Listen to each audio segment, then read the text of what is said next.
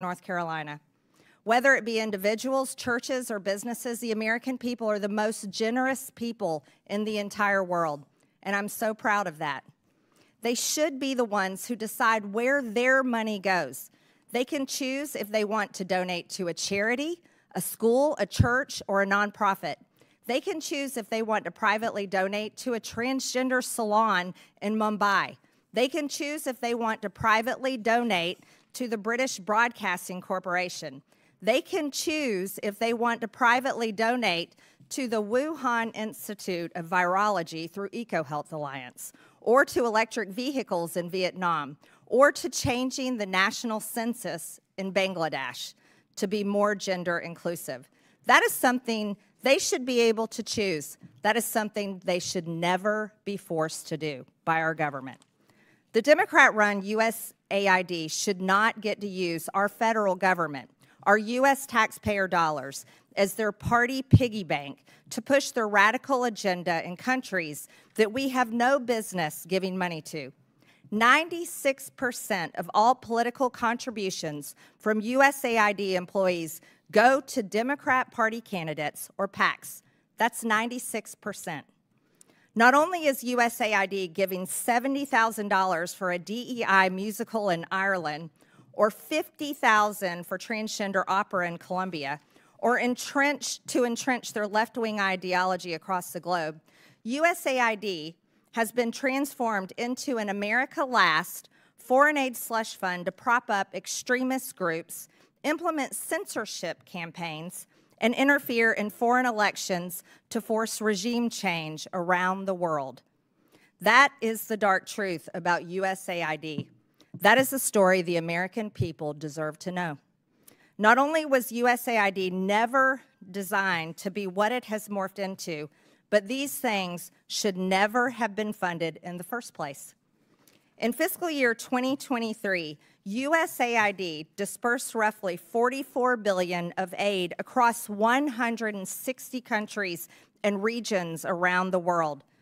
During the 4 years of the Biden administration, 181 countries received approximately $240 billion in U.S. development aid, with Ukraine being the top recipient. Other top recipients include Ethiopia, Jordan, Israel, and Somalia. So after hundreds of billions of taxpayer dollars have been distributed throughout the world, has the world become safer? No. Has the world become more stable? No. Is the perception of the United States around the globe any better? No. But have some of the most anti-democratic principles like censorship and the canceling of elections been funded through USAID because of opposition to the ruling regimes? Yes. Has money through USAID been funneled to terrorists? Yes.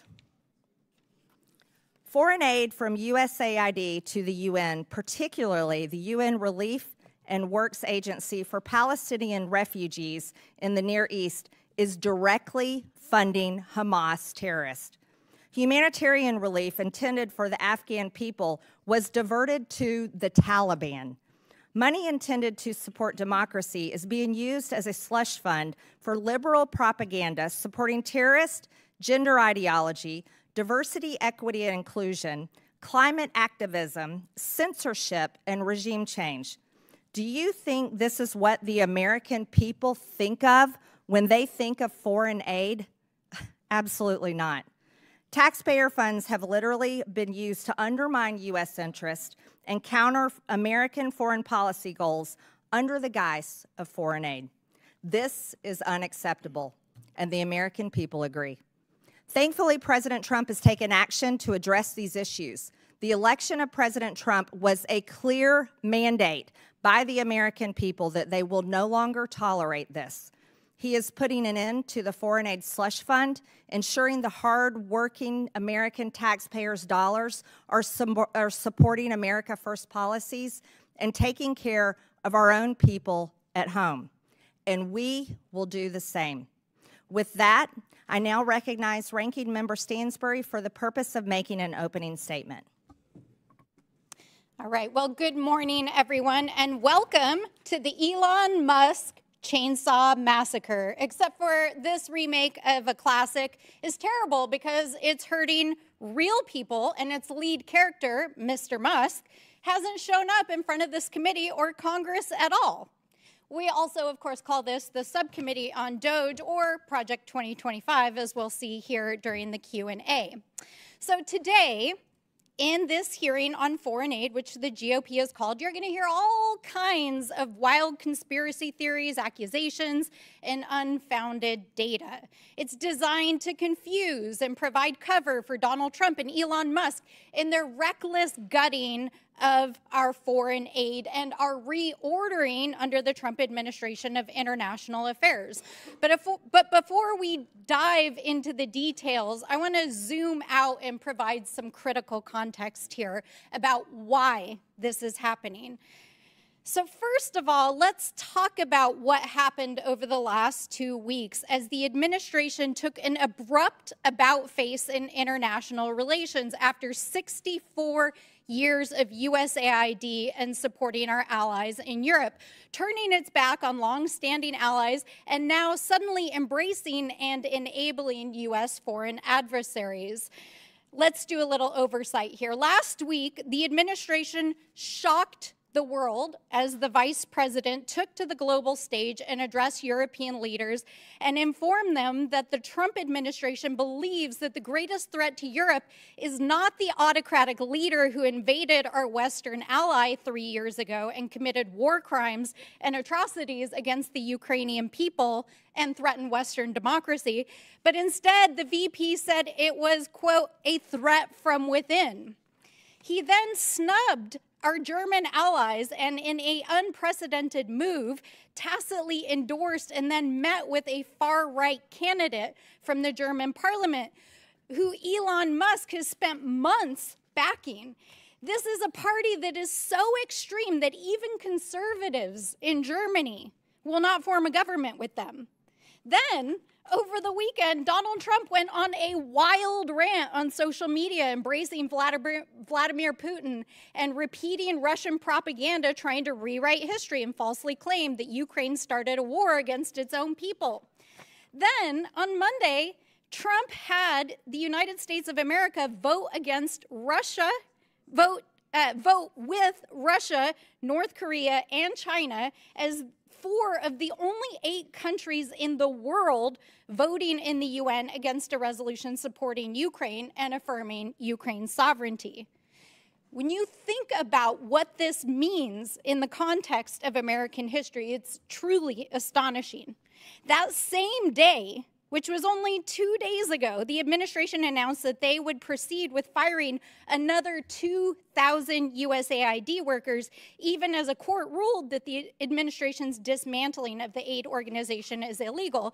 And interestingly, one of the main opponents of USAID programs is Donald Trump's buddy, Vladimir Putin. Why? Because among the programs that the U.S. was funding before the funding was frozen was aid to Ukraine, including safe houses on the front lines, a free and open press to help keep people informed what was happening in the war, not to mention refugee resettlement in the United States. USAID was also engaged in democracy building in Eastern Europe and the Balkans, especially with the fall of the USSR. Of course, Mr. Putin didn't like that either. And these investments have been totally decimated over the last several weeks. Over the last 5 years, USAID has funded international aid to 212 countries around the world to promote international peace and security, to help maintain stability, and ensure that we are making good on America's promises. These investments are a fraction of the cost of weapons and defense, and the U.S. in the process is able to help promote national security, stop global pandemics, prevent hunger and mass migrations, and make the world and the United States a safer place. So when we hear conservative allies of Donald Trump repeat wild and unfounded claims about international aid, and we see a coordinated attack by conservative media, think tanks like those who are here today, members of Congress, the administration, we have to ask ourselves, what is really going on here, folks? Why the hell are they so hell-bent on dismantling an organization that has been so vital to American interests and Western democracy for so long? Over the last several days, they have fired thousands of federal employees.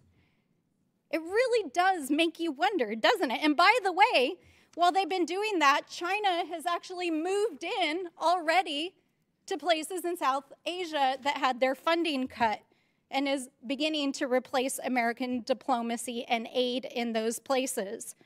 So as we listen to this hearing today and hear from our witnesses, which I look forward to, I hope that we can get to the bottom of what is actually going on here today. And with that, I look forward to hearing the testimony. January 24th, Secretary of State Marco Rubio gave an order that came with a waiver for emergency food assistance, which was broadened even further several days later for life-saving services. Secretary Rubio has stated very clearly, we have a blanket waiver, and anybody who tells you they don't understand it, let me repeat it in very simple words. If it saves lives, if it's emergency life-saving aid, food, medicine, whatever, they have a waiver.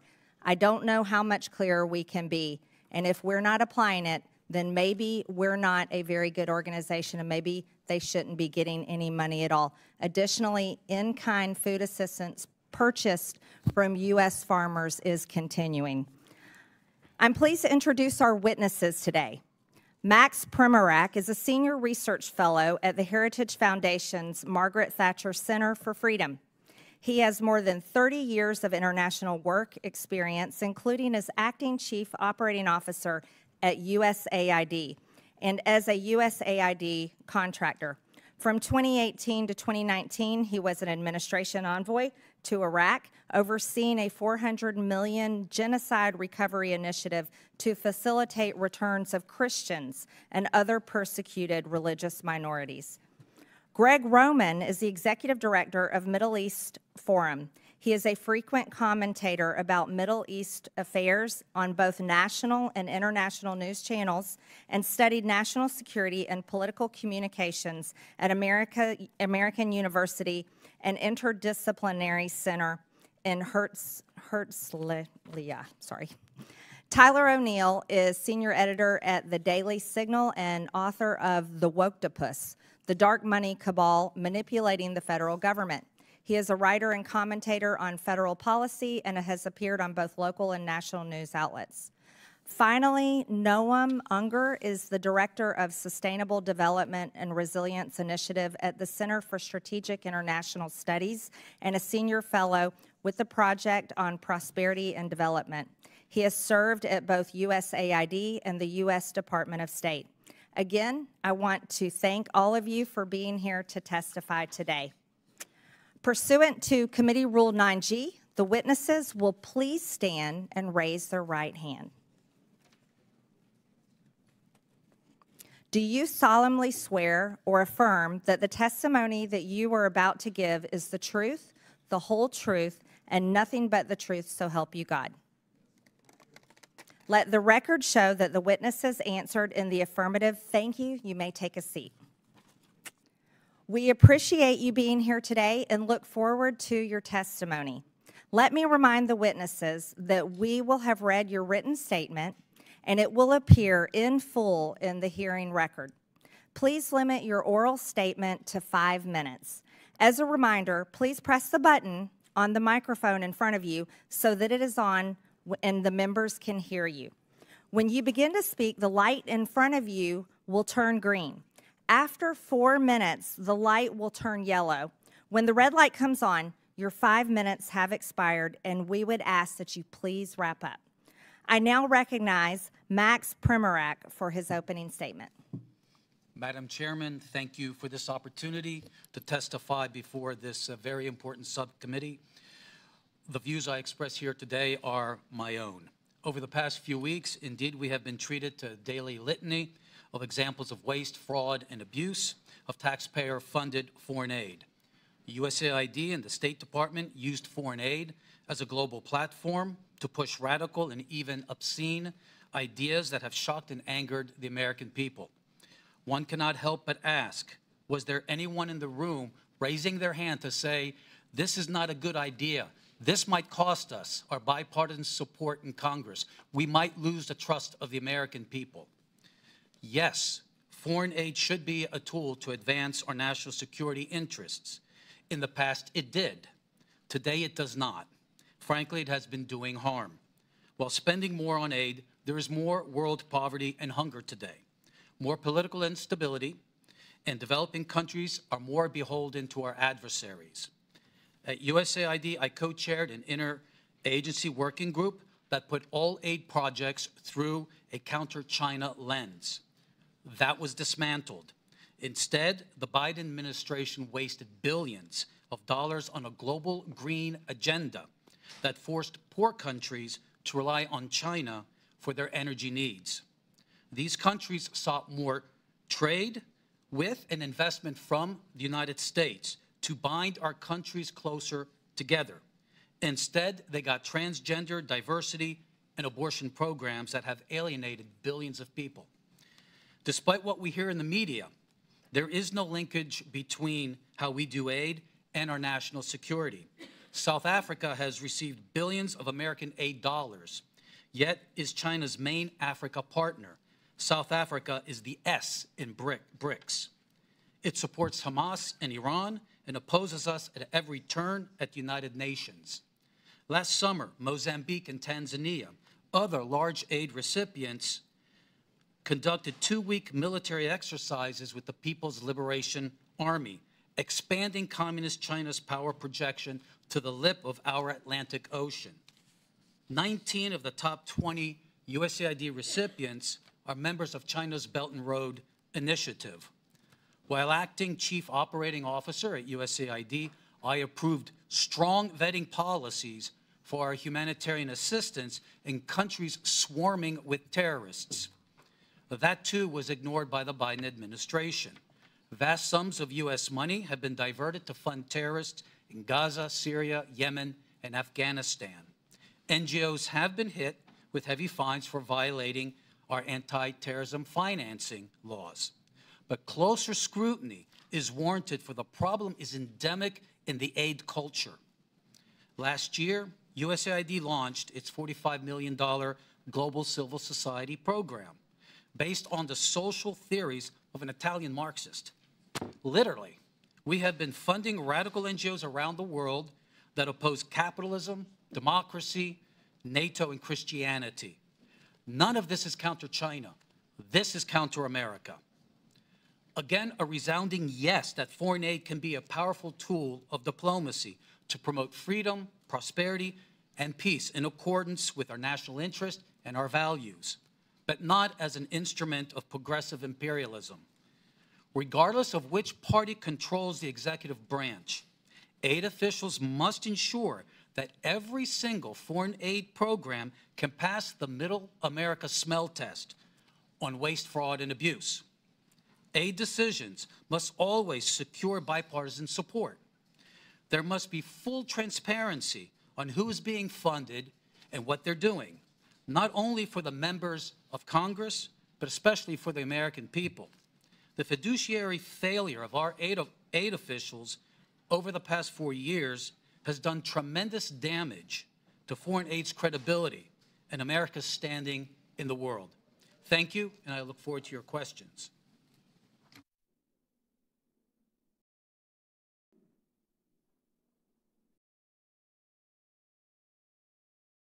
Thank you. I now recognize Greg Roman for his opening statement. Madam Chairman, ranking member, and distinguished members of this committee, thank you for the opportunity to speak today. My name is Greg Roman, Director of the Middle East Forum, and I'm here because there's a fox loose in the henhouse of our foreign aid system, a system intended to uplift lives abroad that instead has funneled millions of taxpayer dollars to radical and terrorist-linked organizations. If we don't fix these fences now, we risk fueling violence against our allies, our troops, and potentially ourselves. Let me be clear. This is a problem that began under the Obama administration and was exacerbated under the Biden administration. It's a problem that has been brewing across both of these 12 years of governance by a bureaucracy so insulated it can't always tell teachers from terrorists. The result is moral confusion among grant officers who unwittingly and in some cases may intentionally bankroll extremist causes. At the Middle East Forum for the last 12 years, we've engaged in oversight over all public spending relating to foreign aid, specifically those relating to Middle East and Islamist causes. And we have identified over $122 million, which has ended up supporting radical organizations or even directly bankrolling organizations which are considered to be terrorists by the U.S. government. That's not pocket change. That's a jackpot for the wrong crowd. In terms of our specific findings, World Vision. Over the past 2 decades, this major evangelical NGO has received nearly $2 billion from USAID. But in 2014, World Vision facilitated a $125,000 grant to the Islamic Relief Agency, an entity linked to al-Qaeda. Even after a whistleblower raised red flags, USAID rammed through the funding, pressured by World Vision, Sudanese warlords, and even U.S. officials who lobbied to delist the terror organization. Helping Hand Relief and Development. In 2023, only 2 years ago, it received a $78,000 grant from USAID, despite openly working with the terrorists who orchestrated the 2008 Mumbai massacre in India. Worse, the offer and grant came after the USAID Inspector General launched an investigation into a prior grant to the same group. The Jamal Trust Bank in Lebanon. The USAID dollars helped pad the pockets of this financial institution, later designated by the U.S. Treasury Department as a terrorist sponsor for sponsoring Hezbollah. This was no mere oversight. It points to a broken system that handed cash to a future terror financing entity. Some graphical evidence. Behind me, you'll see the Bayadar and Unlimited Friends Association, 2 groups in Gaza. Members of the Gazan charity Bayadar cozy up to senior members of the Hamas Politburo, like Abdul Salam Haniyeh, the son of slaughtered Hamas leader Ismail Haniyeh, credited as one of the planners of the October 7th attacks on Israel, which killed Israelis and American citizens. Meanwhile, UFA officials have called for their lands to be cleansed from the so-called, quote, impurity of the Jews. You'll see behind me 4 images which don't just show members of Bayadar and UFA associating with members of Hamas, but also USAID officials, employees of the U.S. government, receiving awards because of their cooperation with these 2 Hamas-linked entities. You even have a Facebook post from a few years ago, which is the USAID office in Jerusalem celebrating their relationship with a Hamas entity. I can't find anything more disgusting. And as the ranking member said, we're looking for evidence. This is not a conspiracy. This is a U.S. government communication. Lastly, masking the money trail. Billions of dollars in USAID grants are lumped under miscellaneous foreign awardees, making it impossible for Congress, the media, or the public to track who's really getting the funds. According to public testimony in another hearing in this Congress, a portion of this money has ended up in the hands of al-Qaeda affiliates in Syria. How does this happen? The oversight conducted by USAID is as weak as a house of cards in a windstorm, like handing out cash in a dark alley and hoping it doesn't buy trouble. USAID's vetting system is archaic, relying heavily on self-reported data with no real-time checks or teeth. Primary grantees are entrusted to vet their own subcontractors, even when those grantees themselves might sympathize with radical causes.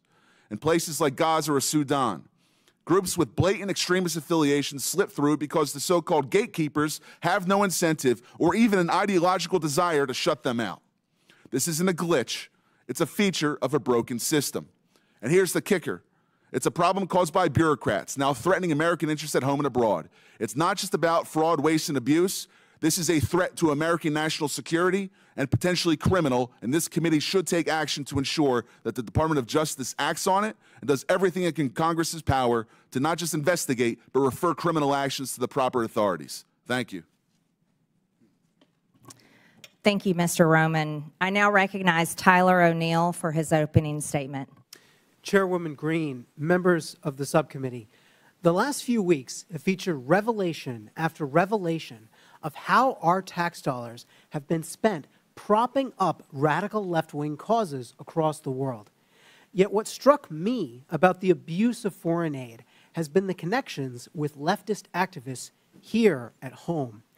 As a senior editor at the Daily Signal, I researched the left's dark money network, which propped up the influence campaign I expose in my book, The Woktopus. I found that leftist elites prop up NGOs that staffed and advised the Biden administration, pushing unpopular policies on the American people through the bureaucracy. In my remarks, I will present 3 examples of how the left's dark money network intersects with just one agency focused on foreign aid, the U.S. Agency for International Development. The views I will express in this testimony are my own. The left's dark money network features George Soros and his Open Society foundations, the Tides Foundation, and the network of nonprofits established by Arabella Advisors. Right here. These groups, which you can see on this chart, funnel cash to DEI, transgender, and climate alarmist causes, divisive issues that the Biden administration prioritized over addressing the concrete needs of the American people. The left's dark money network has deep ties to USAID, which has rightly received renewed scrutiny under DOGE and after Elon Musk shined a light on it. While the Open Society Foundations has stated that it does not receive funds from USAID or direct USAID's spending, the Soros-founded nonprofit has a long history with USAID. In 2001, the Soros Foundations Network, which became Open Society, listed USAID among its donor partners. Open Society and USAID have jointly funded the Organized Crime and Corruption Reporting Project, a news outlet that attacked conservatives for, you guessed it, criticizing Soros. Open Society and USAID also jointly fund the East-West Management Institute. Among other things, the institute launched court changes in Albania that critics allege resulted in the prosecution of Albanian opposition leader Sali Berisha, silencing the opponent of the country's socialist prime minister. Open Society has hired at least 5 former USAID staff, including at least 1 high-level official who worked at USAID providing services amid political transitions in foreign countries. Former USAID Administrator Samantha Power met at least twice with Open Society leaders. USAID has directly funded a different organization in the left's dark money network, the Tides Center. The agency has awarded more than $27 million in grants to the center. You'll find the Tides Foundation right here. The Tides Center has funded many of the leftist groups that influence the Biden administration, and it also operates its own in-house nonprofit called Palestine Legal, which represents anti-Israel rioters in court and gives them legal advice. Former USAID staff have also gone on to work for Arabella Advisors, which is a for-profit company that set up pass-through nonprofits. These groups allow donors to support specific projects without being associated with these projects. One of the nonprofits, New Venture Fund, set up a secretive group called Governing for Impact. Even though Governing for Impact had existed for barely 2 years and did not appear in a Google search at the time, its leaders met with and advised top staff in the Biden administration, executive-level bureaucrats who oversaw the vast federal bureaucracy. Leaders at the Rockefeller Foundation, another funder in the left's dark money network, previously held roles at USAID, including the former administrator, who now serves as the foundation's president.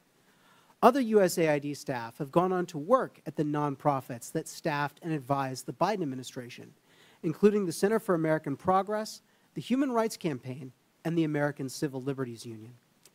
Personnel is policy, and these connections between the left's influence campaign on the Biden administration and USAID reveal how woke elites have captured the enterprise of foreign aid. Thank you. Thank you. I now recognize myself for 5 minutes of questions, and I will inform this committee and the public watching that if, pardon? Oh, sorry. I'm sorry, Mr. Unger. Apologize. I didn't mean to skip over you. I now recognize Mr. Unger for 5 minutes. Madam Chair, Ranking Member Stansberry, distinguished members of the subcommittee. I am honored to share my views with you. They are my own and not those of my current or former employers. I have served at USAID and the State Department in multiple roles and in non-governmental positions focused on U.S. foreign aid reform and global development. My government service took place during the administrations of Presidents George W. Bush, Barack Obama, and Donald Trump. Every U.S. administration since World War II has wanted to shape foreign aid in line with its goals. But strangling the system into extinction is akin to unilaterally disarming at a time of mounting geopolitical competition for partnerships globally. Throwing away our toolbox does not make us safer or well-positioned to influence the world. Our set of foreign aid tools reflects enlightened self-interest. With it, the U.S. countered communism and enhanced the education, farming productivity, and health of people around the world while also saving lives. Our international AIDS and malaria programs have collectively saved more than 35 million lives over the past couple decades. U.S. assistance has also built partnerships and economic growth, so much so that 11 of America's 15 biggest trading partners were former recipients of U.S. foreign assistance. We are now in a period of renewed geostrategic competition. China has been vying with the U.S. for partnerships across the global south, inking deals where it can. China can and will fill soft power voids left by the U.S. Other potential threats to our security are also connected to developing countries and fragile states. From the potential resurgence of ISIS in the Middle East to the spreading influence of Islamist militants and Russian mercenaries across the Sahel. On the eastern edge of Europe, Russian aggression may continue to grow unchecked, and in Colombia, the strife from neighboring Venezuela is spilling over to yield the worst violence in a generation. With that backdrop, the administration has abruptly and collectively disabled U.S. tools of foreign assistance. The White House has said it is cutting programs that do not benefit Americans, but their approach is dismantling many programs that help Americans, thereby cutting off our nose to spite our face. This is evident in many ways. First, the government has purchased more than $2 billion in food aid annually from American farmers, and American farms supply more than 40% of the food aid USAID sends around the world. But with the foreign aid freeze and stop work order, rice, wheat, and soybeans are going to waste in transit and in ports. In Houston alone, hundreds of tons of American-grown wheat have been stranded. The recklessness of the current approach is evident in health efforts, too. We need our foreign aid to prevent outbreaks of infectious diseases from spreading before reaching our shores. But U.S.-funded early detection and treatment for deadly diseases like Ebola have sputtered to a standstill. Even where very few waivers have been issued for some life-saving assistance, reports from implementers indicate that few, if any, programs have actually resumed due to payment systems not functioning and USAID staff layoffs. It is also counterproductive to eviscerate programs focused on other transnational concerns, ranging from conflict and corruption to migration and the trafficking of people and drugs.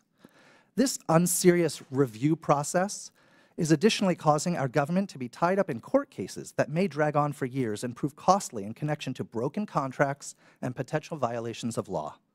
These losses are unnecessary, even if, or perhaps especially if, you believe, like I do, in the need for reforms.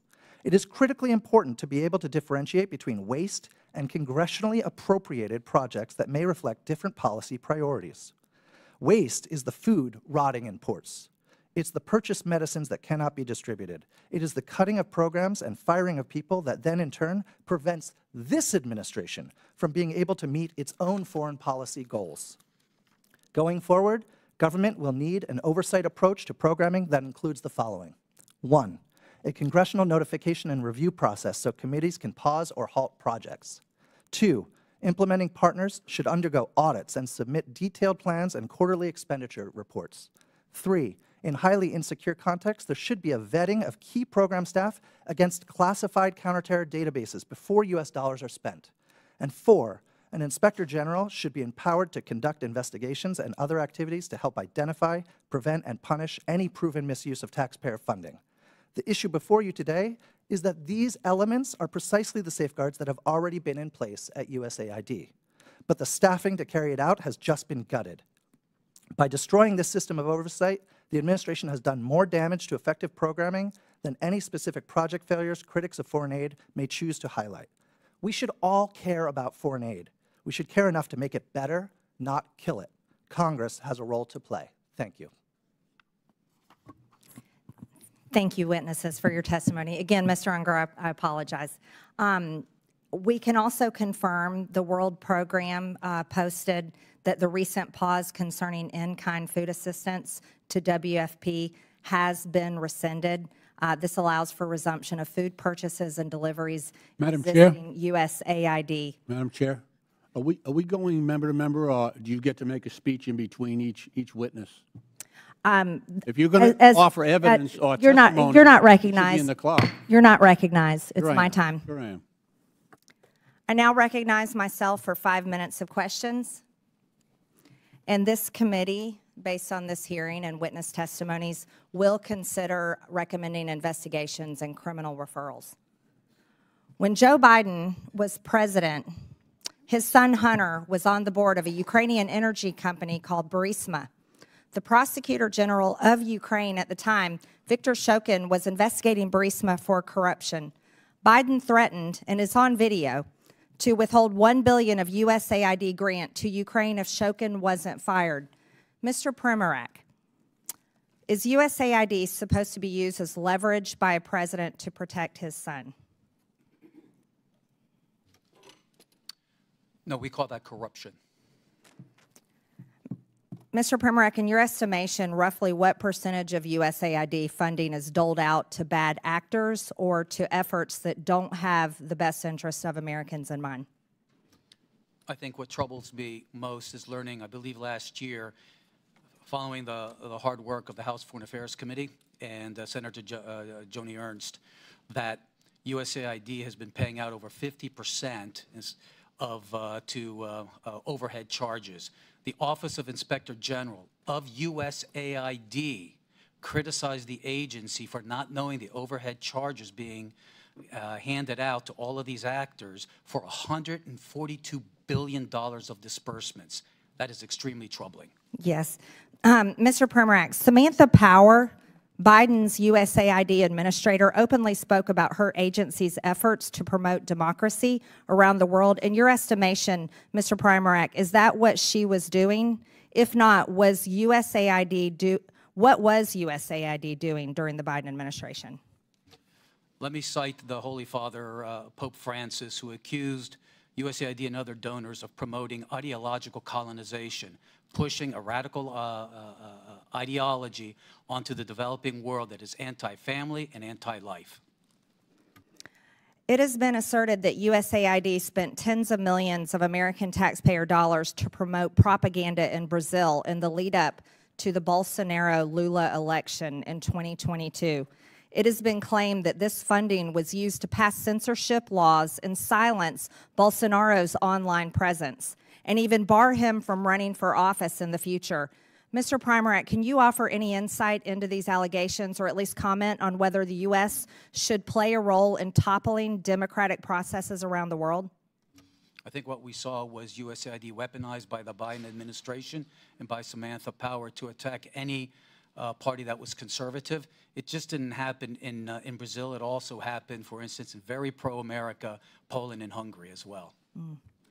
One of the most extensive examples of regime change operations fueled by USAID is that of their role in the Syrian civil war aimed at toppling Bashar al-Assad.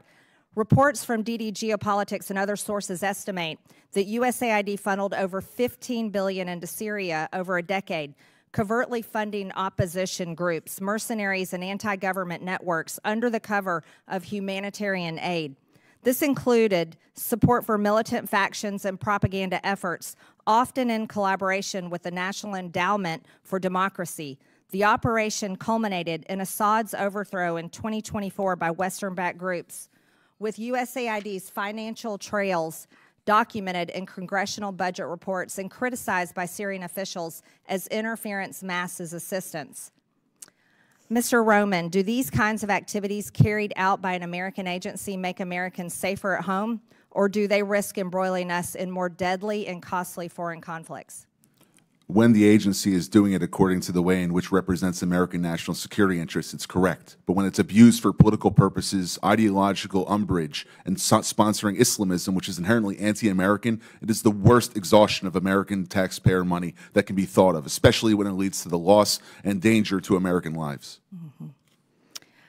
In 2014, during the Euromaidan uprising in Ukraine, which led to the ousting of President Viktor Yanukovych, USAID is estimated to have spent billions of dollars on civil society initiatives that were allegedly designed to destabilize the pro-Russian government. USAID specifically funded NGOs and media outlets that amplified the anti-Yanukovych sentiment in an effort to align Ukraine more closely with the West. We also know that 9 out of 10 of Ukraine's major media outlets receive funding from USAID. Mr. Roman, should Americans' tax dollars be funding propaganda?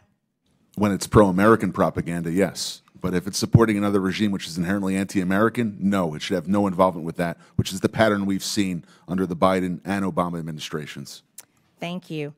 I now recognize the ranking member for 5 minutes.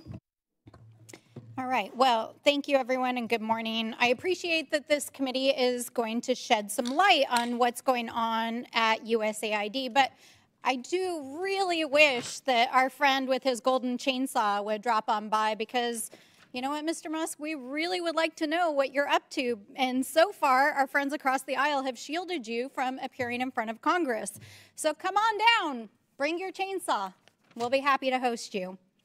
Let's dive into some of our questions with the witnesses here. Mr. Primorak, I appreciate your federal service. Thank you for serving as a Fed.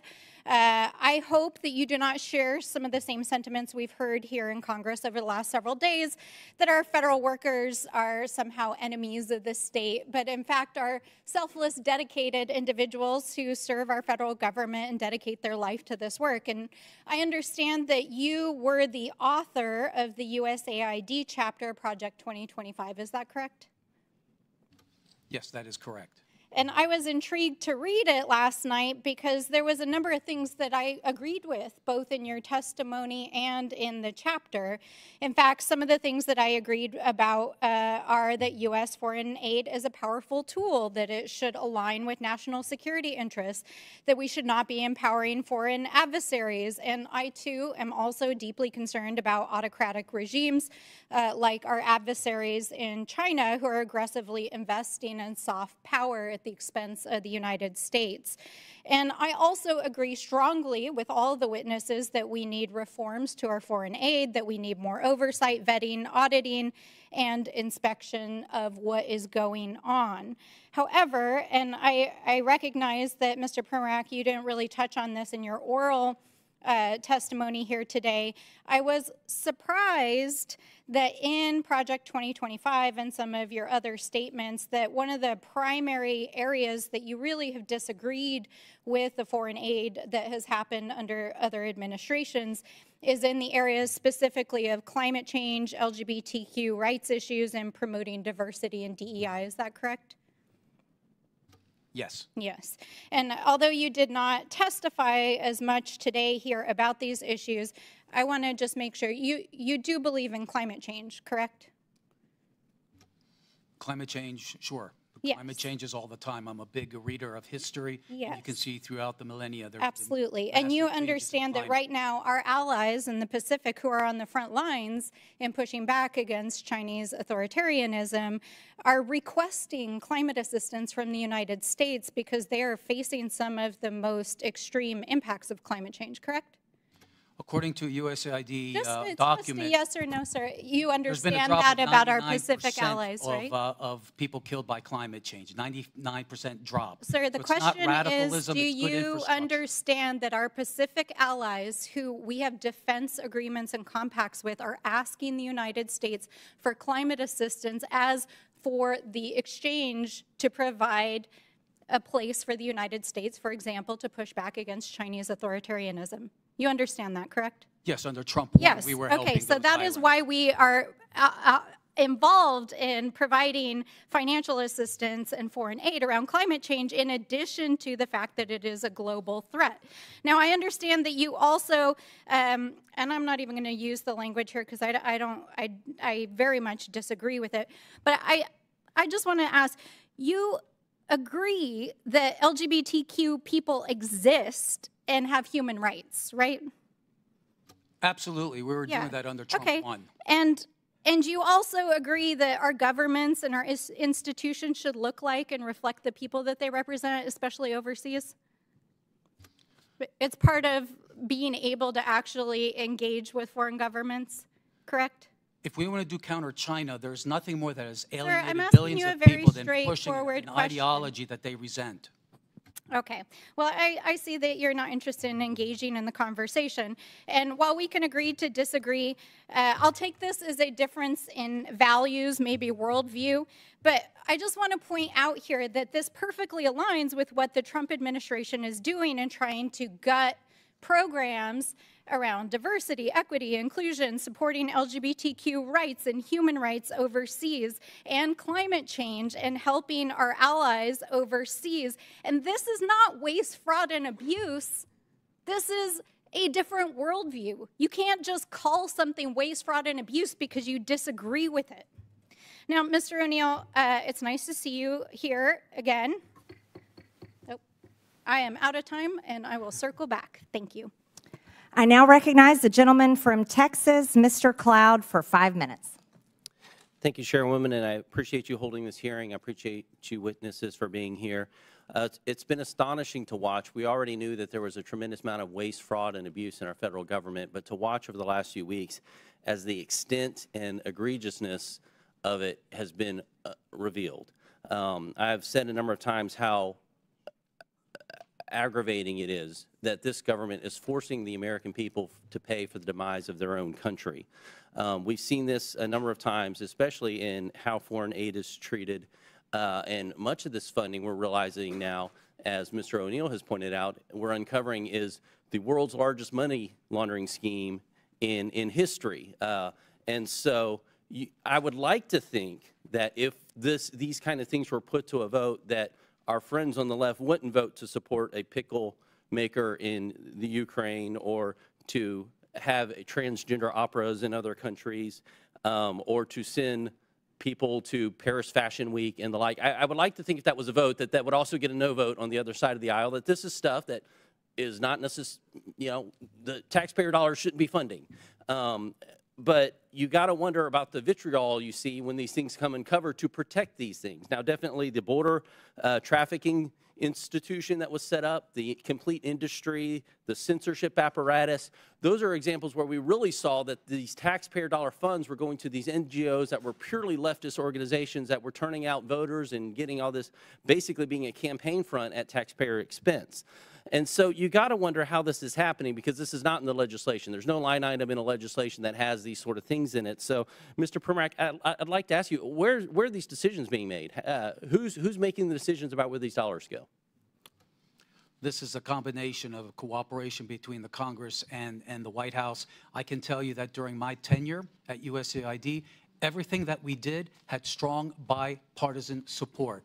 Unfortunately, when President Biden came in— But it's someone in an agency somewhere, is that right, making the decision? How's that decision made? Who's making that decision? Like, that is before the check goes out, who's pushing the button that says, send this check? It starts with the administrator, goes down to the bureau level and the office level. But in the end, contract officers have to make sure at the Office of Acquisition Procurement that these are following U.S. laws and the policies of the president. Contract officers. Now, are these people elected? We hear a lot about elected officials making these, you know, certain decisions. There's no one at USAID that is elected. So, yeah, so the people sending the money are not elected officials. Okay, just wanted to clarify that. One of the issues we've had is trying to track this dollars once it goes out to bring accountability to it. And there is no connection that we've been able to find to an employee ID number, for example, connected to where the grant money is going out or the contract money is going out. We're working on legislation to fix that. But one of the things that's really disturbing is the fact that some of the money that's going out doesn't even have a name of where it's going out. You talked about that, Mr. Roman. Could you speak to that for a second? It's to the tune of billions of dollars. Correct. Right. Miscellaneous foreign awardees. The issue with it is that while the individual grantees have to apply for a vetting process, that USAID conducts in terms of a government review, including with counterterrorism databases. There's a self-certification process by their subgrantees. It's as if though you hire a contractor in your house to redo your living room, and he hires a bunch of robbers to take everything out, and you're left with the spades on the wall rather than having a fully renovated room itself. And so some of these dollars have been going to support terrorist organizations. Right. And taxpayer dollars going to support. Now, what would happen if we found a business that was funneling money to the Taliban? They would be indicted. They would be charged, go before trial, and go to jail for a 20-year sentence for money laundering or for material support for terrorism. So this is one of those cases where it's only legal if the government's doing it? Right. In the opening chairman's remarks, she was saying that this is about fraud, waste, and abuse, and if it was anyone else, it's as if though a private citizen can't do this, but if a U.S. government agency or bureaucrat wants to give money to a terror organization, it's okay. Yeah, I find that atrocious. I think the American people do too. Mr. Perback, I want to touch on one thing because I've talked to ambassadors across the world, and you hear this. We'd like to align ourselves with the United States. We don't want to align ourselves with China, but when we're talking to China, they're talking roads, bridges, infrastructure, those kind of things. Things we traditionally know as soft power, but right now when they're talking to the United States, what they've gotten from our State Department over the last few years is social reengineering. Many of them have come to say, you know, our nation espouses Judeo-Christian values. They don't. And even as I talk to pastors across our country who are working to send millions into missionaries, their eyes in Christian universities to understand the fact that our State Department is actually sending billions to counteract those ideals. Could you speak to that? You can quickly answer, and we have to move on. I've spoken to many foreign African officials, for example. When they're meeting with Mr. Blinken, they were ready to talk counter-genocide. Instead, they got to social reengineering.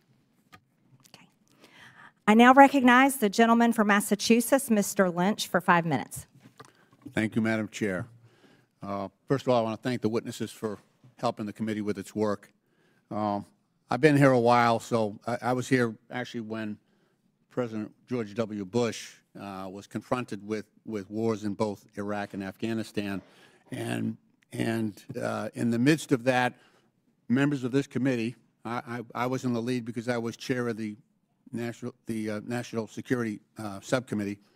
We went to Iraq and Afghanistan, and we vetted some of the billions of dollars that the President spent over there. Some of it was wisely spent in the best interest of protecting our sons and daughters in uniform. Others purely wasted that I think fell into the hands of our enemies. I think that has been true of every administration that has tried as they might to strengthen America's national security by investments abroad. I do want to say that what troubles me greatly is that now we have a cessation of all foreign aid. And, you know, just take Ukraine, for example. You know, I know it's been $174 billion in aid from the U.S. to Ukraine. But it's important to note that that $174 billion, most of it was spent here in the United States and paying defense workers and defense contractors and putting Americans to work. 90% of that on the defense side. And then when you look at the grain shipments that we have made, not only to Ukraine but to others, because obviously their agricultural systems are inoperable right now, those are American farmers. And, Madam Chair, I would like to ask for unanimous consent just to submit this article from the Associated Press entitled "The USAID Shutdown is Upending the Livelihoods of Farmers and Other Americans." Without objection. Thank you, Madam Chair. So, and what also troubles me is that now we have a president saying that Ukraine started the war. And, Mr. Ullman, you're a really smart guy. You're up on this stuff. You pay attention. Do you seriously believe that Zelensky invaded Russia? Okay. No, sir. Okay. I'm just happy to hear say that. I expected that, but look, members on this committee, some are new, so some weren't there, but we all sat in classified briefings for months where our defense and intelligence personnel would brief us and say, okay, this week Vladimir Putin is moving his armored divisions from Vladivostok in eastern Russia 4,000 miles and positioning them in front of the Ukraine border, anticipating an invasion. And then, you know, afterwards, after the invasion, actually 2020, I think it was, Putin took credit, said, I ordered the special operation against Ukraine. And yet, you know, we have a president saying the opposite. He's saying that Ukraine invaded Russia. They started the war. And it's just, you know, to restate Mr. Primarak's question, was there one Republican in the room that raised their hand and said, no, Mr. President, no, Mr. President, that is a lie. That is false. I didn't hear anything. Not one of my colleagues corrected the president and stood up to him and said, no, Mr. President, no, Mr. President. It was Russia. It was Russia that started that war. They invaded Ukraine. And it's right for the U.S. to stand with Ukraine and their people. I didn't hear any of that. That's what troubles me. You know, I had instances where I agreed with George W. Bush on some things. And I had plenty that I disagreed with. But, you know, that's Congress's role here. That's our job, to call out the truth to power. So this idea that all foreign aid should be suspended is an attack on common sense. It's an attack on national security for this country, and we should be more careful. I agree. Let's look at the areas where we're spending foreign aid in an area and in a way that is good for U.S. national security, and let's get rid of the stuff, some of it you've already pointed out, that is not in our central interest. That's a good process that I would like to engage in. Thank you, Madam Chair. I yield back. I now recognize the gentleman from South Carolina, Mr. Timmons, for 5 minutes. Thank you, Madam Chair. My colleagues across the aisle are quick to judge the actions of this president in the early days of his administration. But I didn't hear any loud voices from across the aisle when President Biden, who was clearly experiencing severe cognitive decline, ran this country. I don't even know who was running the country. I don't know who was making the decisions. I don't know how those decisions were being formed and who was signing the executive orders he was engaging in. You know, so it's just very rich that I'm hearing all of these concerns about President Trump's efforts to negotiate peace in Ukraine and the manner in which he's going about it. And I hate it, but I think I have to set the record straight, because President Trump and his team went to Munich to the security conference just weeks ago, and they were engaged in diplomacy. They were trying to create an opportunity for the United States to have a financial and economic interest in the future of Ukraine, and that was through a minerals deal. The U.S. has a strategic interest in having a long-term supply chain for rare earth minerals, and so President Trump said, we can get on board with this, let's do this. It might not be the NATO membership that they want, but it's a close second. And so your concern is related to those conversations, because Zelensky originally said, yes, let's do it. That sounds like a good deal. And then within 24 hours, he backtracked. He did a 180.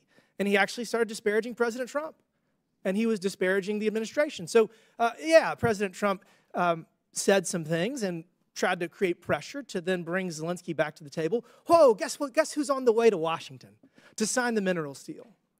So I get it that my colleagues across the aisle want to throw stones at everything that President Trump does. My favorite was when President Trump was engaging with Canada and Mexico, and the Democrats didn't even have time to throw stones at his attempt to bring them to the table to secure their side of the border, because it only took them 4 or 5 hours to come to the table. The articles hadn't even gone to print yet. So, look, President Trump is going to negotiate peace in Ukraine. He's going to bring all of our hostages home in Gaza, and he has deserved the leeway. Now to the issue at hand, USAID. 77 million people voted for President Trump because we are out of balance.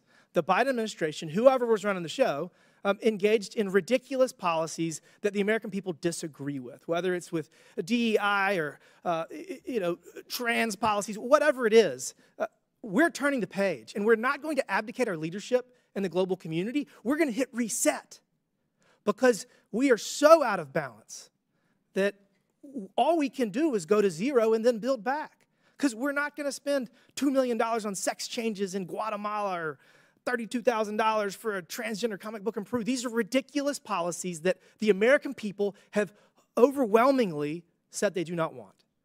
So, Mr. Roman, to the issue at hand, how do we make sure when we get our foreign aid back running that we don't give money to terrorists? That's a great question. So there's 4 recommendations that I would offer. The first is no more miscellaneous listings, as we had heard from the gentleman before. We have to use public vetting processes that require complete transparency, encourage independent audits, and mandate Can we go strict back screening. to that? Why did we not have transparency before? I have, for the last 18 months, been trying to get information about a grant made to what we believe is a Hamas affiliate, and the Freedom of Information Act Department, or the Freedom of Information Officer at USAID, has stonewalled me for the last year and a half. And this goes back all the way to 2015. It's as if though bureaucrats think they know better. Bureaucrats think they know better. Guess what? We're going to create transparency across all of government. And that is what President Trump is doing through Elon Musk. Elon Musk has been asked by the president to serve, and he is going to bring transparency not just to USAID, to every single nook and cranny of the government, because that is what the American people want. And it's 2025. We have the ability to do that.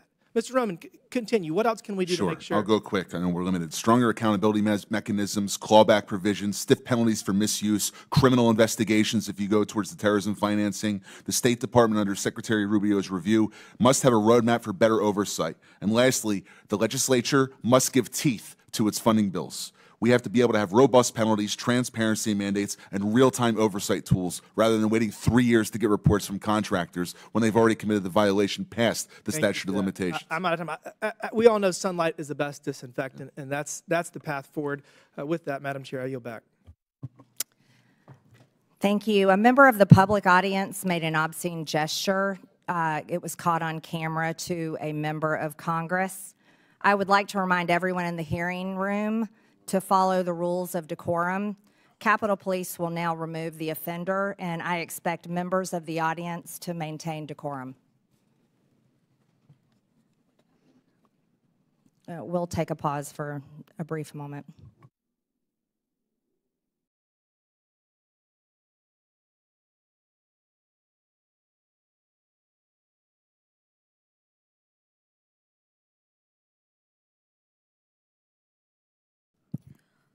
Point of order or a point of clarification, Madam Chair. Okay. Well, never mind.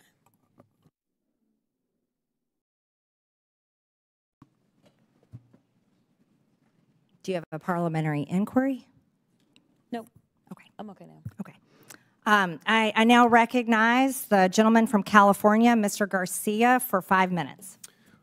Okay, well, thank you to our ranking member, our chairwoman, and I want to thank our witnesses for also for being here today. Thank you all for joining us. So this is obviously our second hearing on DOGE, and certainly as Elon Musk and Donald Trump work together to destroy our federal agencies. Now, a lot has happened in just the last few weeks since DOGE has been off raiding the federal agencies that we care so much about. We know that FAA staff have been fired, making our airspace less safe. Veterans Affairs staff have been fired, risking services for our vets. Food safety and health staff have been fired as we face a bird flu pandemic. And all of our agencies have been thrown into chaos by Elon Musk's emails demanding, of course, that federal workers respond to what they're doing in the last week, which he's now had to, of course, retract. Now, we're here today to discuss Elon's attack on foreign aid, which has been severe. And I want to also bring, again, this is a pic of co-president Elon Musk, who, of course, is leading DOGE. And I brought this pic, of course, to our last hearing. And I know some folks were upset by it. But just to be clear, we know that Elon Musk is dangerous, and 1,500 infants have now been estimated to have possibly died because of the Trump administration's attack on AIDS treatment programs that are actually ongoing, as we know. They're hurting real people and damaging our national security. Now, if you look at this chart, and you look at all spending in the government, and you want to look at foreign aid, of course, of which USAID is a part of, it's less than 1% of our total budget. USAID spends around $40 billion per year. Around $40 billion per year of this entire federal budget. Meanwhile, other parts of the budget, including, for example, the Defense Department, spend almost 16% of all federal spending in fiscal year 2025. In fact, about half of other discretionary spending in this chart. Now, the Department of Defense is the only agency to never pass an audit. USAID actually passes audits all the time. And yet we're attacking the one agency that actually is able to pass an audit while we leave untouched the agency, of course, that can't even pass an audit. Last year, the Department of Defense failed to account for 63% of its assets. Trillions of dollars worth of equipment haven't been properly documented. And it's not just their failure to pass an audit. I want to just quickly ask about some key programs that are over budget and behind schedule. This, of course, we know here is the F-35 fighter jet. Will cost us $2 trillion over the course of its life cycle. These planes are often delivered late. They often cannot fly. And right now, we know that the F-35 is $183 billion over budget. Mr. Unger, which is more, the $183 billion cost overrun of the F-35 or the entire USAID budget? The former that you mentioned, sir. And this is the Littoral Combat Ship. The Navy, by the way, thinks this is basically useless in actual combat. Could have a lifetime cost of over $100 billion, according to ProPublica. Mr. Unger, that's also way more than the entire USAID budget. Is that right? Yes, way more. Thank you. And I also want to just ask you about the Central Intercontinental Ballistic Missile Program, which has seen its costs soar over 81% during its program cycle. It costs $141 billion with cost overruns and soaring program cost. Mr. Unger, you know what I'm going to ask you, but is $141 billion more than the entire USAID budget? Absolutely. Mr. Unger, Elon Musk and his companies have received about almost $40 billion in government contracts, loans, subsidies, and tax credits. That amount, that roughly $40 billion, is basically enough to run USAID for an entire year. Is that correct, Mr. Unger? That is correct for USAID's budget and the programs that it manages. The majority isn't talking about Elon Musk programs or asking them here to testify. They're attacking USAID and are supporting a billionaire who gets richer every single day. We've got to push back every single time, and with that, I yield back. I now recognize the gentleman from Tennessee, Mr. Burchett, for 5 minutes. Thank you, Chair Lady. Mr. Roman, are you aware that we are sending $40 million a week to the Taliban? Yes, sir. Can you name other instances of foreign aid going to terrorist organizations? We have assisted al-Shabaab in Somalia. There's been instances of the Khamsi network in Sudan, Hamas, Islamic Jihad, Hezbollah, Kataib al-Hezbollah, Hayat Tahrir al-Shams in Syria. Dozens of terror organizations have received indirect assistance from U.S. foreign aid. Could you elaborate a little bit on the mechanisms in place that are to stop foreign aid from going to terrorist groups, and why are they not working if we have any in place? Sure. And I would note that these are, you notice, these are terrorist weaponry. You see some AKs, SKSs, some snipers, some clips, some clip carriers probably made in China, and I believe these are small landmines here beside right there. Let's use Gaza as our case study. $2.1 billion in American taxpayers' money to Gaza since October 7th when Hamas invaded southern Israel. USAID money was going in terms of an emergency use authorization to try to go to parties that USAID formerly had a relationship with in the Gaza Strip. They had to have been vetted by OFAC. They should have been vetted against the special designated terror list from the State Department and from other Treasury organizations. Waivers were granted because they said that there was an emergency use to have that money come in to Gaza, thereby jettisoning the usual typical screening procedures. As a result, 90% of aid that was going from the United States by way of its agents in Gaza ended up in Hamas-controlled areas. And this is ridiculous. Essentially, what the U.S. assistance to Gaza did was underwrite the ability for Hamas to survive until the ceasefire was just passed a few weeks ago. There was no strategic thought for it, and there was no screening. Seems like the emergency might have been armed terrorists to kill civilians. Would that be accurate? That's accurate, and even more than that, Samantha Powers, the administrator for USAID, was intent on having Israel not be able to defend itself. To not be able to defend it. Correct. Mr. Primorak, is that correct? How do you say that? Primorak? I got Burchett, man. Nobody gets mine right, so don't worry about it. What is it, Primorak? Perfect. All right, thanks, brother. How do terrorists exploit our foreign aid loopholes? Well, we have a lot of our international. Can you pull your mic up? I'm sorry. Can you hear me? Yes, sir. You have international NGOs and UN agencies actively lobby here in Washington, D.C. against vetting policies that would prevent it. I was the senior vetting officer at USAID, and what we did. Did you say United Nations is doing this? The UN? Sure, everybody who's getting money lobbies here. That they're lobbying against us. I'm sorry, Mr. Roman. There's actually someone who used to work for one of those lobbies, the largest NGO lobby, Interaction. One of our co-witnesses here worked for them from 2018 to 2023.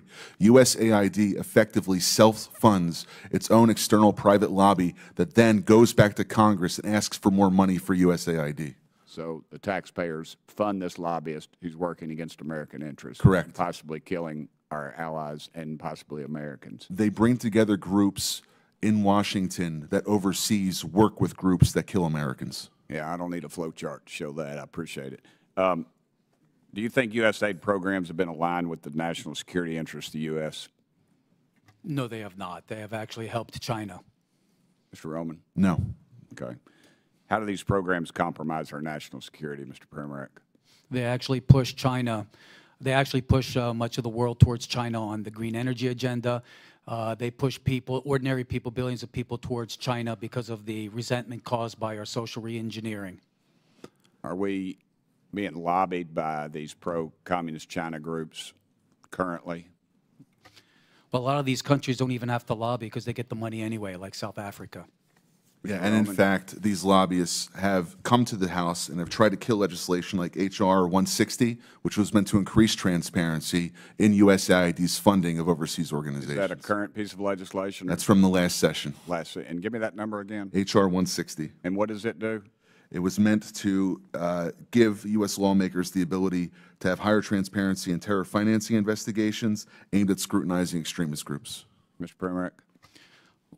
We had a regulation before we left in the last administration that anybody who touches money in countries where there's terrorists, those names have to go through databases, terrorist databases. That was overturned by Biden. Overturned by Biden. Chair Lady, I am currently 5 seconds, but I wanted to mention something. There's a lot of rhetoric used on this committee, and I would urge my friends on both sides of the aisle, let's stick to the actual information. This rhetoric is, I've received death threats, and I know the Chair Lady has, and it needs to stop. We need to tone it down. Thank you, Chair Lady, and thank you. Thank you, Mr. Burchett. Madam Chairwoman, I'd like to ask for unanimous consent to enter a few items into the record relating to the waivers that have been provided by the Secretary. And because Mr. Burchett just went now, there is some reporting, and perhaps he's in the room if he'd like to respond, Madam Chair. In this reporting, it says that Representative Burchett told a reporter that he has a real problem with a report that 2 DOJ employees blocked PEPFAR funding that should have been granted a waiver by the Secretary, and said that if it was a mistake, they should have been fired. We also have numerous reports here that these waivers may exist, but they are not being enforced, and there are thousands of federal aid workers across the world right now that are stranded, as well as international aid that is sitting in ports and docks. If you have the documentation without objection. I'm not sure if my name was besmirched. If I'm allowed to respond or not, it's fine either way. No, it's just a report. I'm not. Okay, but anybody that works for the president that goes against what he says, he has a right to fire them. So thank you. Absolutely. I now recognize the gentleman from Texas, Mr. Kassar, for 5 minutes. I'm going to do something that I've never done in a congressional hearing before, and that is plead for help from the American people, plead for help from my Republican colleagues on something that we actually all agree on, because lives are at stake right now. I'm going to start by describing the facts on the ground. Millions of people are at risk of dying of starvation in areas of the world where Democrats and Republicans have already agreed and committed to feeding them with American-grown food for humanitarian reasons and for global stability. But yesterday, I spoke with people in charge of warehouses in Sudan and Ethiopia, warehouses full of food, but because of Doge, that food is trapped in the warehouse out of reach of starving and dying moms and kids. In those two countries alone, 150,000 children and moms are at risk of dying this month if that food is not delivered from the warehouse to them right up the road. Everyone agrees that's not supposed to happen. Republicans voted for this food, and Democrats voted for this food to get out. Secretary of State Marco Rubio says the food should go out as part of his life-saving waiver. Doge Chairwoman Marjorie Taylor Greene started this hearing by saying that life-saving food programs should still be running. We have paid for the food, and we have shipped it, and it is sitting trapped in the warehouse because Doge is blocking the payments needed to get the food out to the people who need it. So here's what that means. It means that kids are dying, and more will die tomorrow, of severe acute malnutrition. If you want nightmares, just Google severe acute malnutrition and look at the photos. The way that healthcare workers determine if a kid is dying of this is they measure their bicep.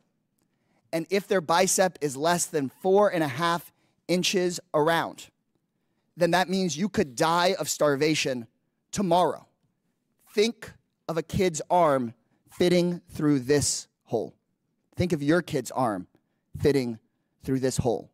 These kids could die tomorrow. You've heard today about the waiver for life-saving humanitarian assistance, and all I'm asking is for Rubio's waiver to be made real. People watching at home, you can do something about this.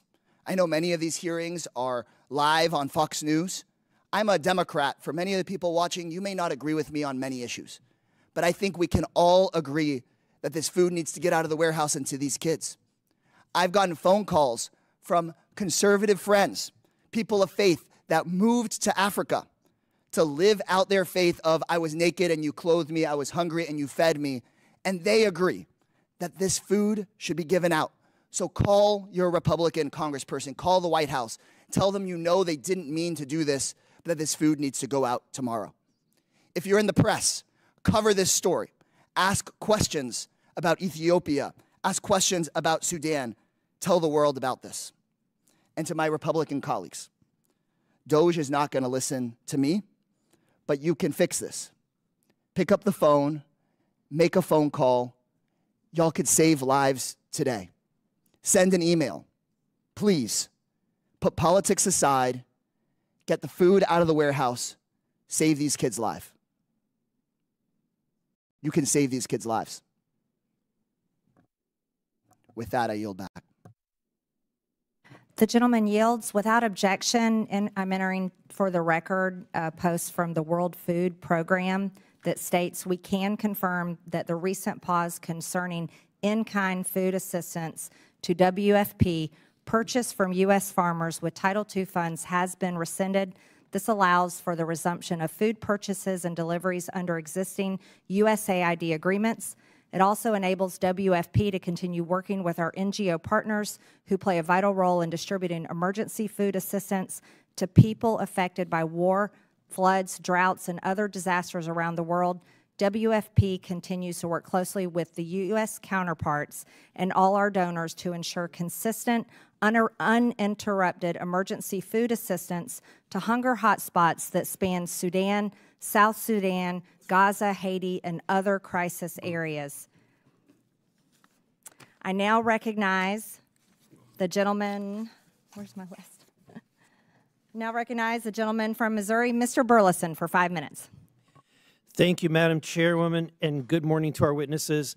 I want to talk a little bit about the difference between real charity and fake charity or phony charity. Real charity is an individual seeing a need, feeling the love in their heart, the compassion for their fellow man, digging money out of their own pocket and giving it to the people in need. Government charity, fake charity, is taking from somebody else and giving it to whoever you think that you want to give it to. Let's call this USAID program for what it actually is. It is a disgraceful betrayal of the American taxpayer.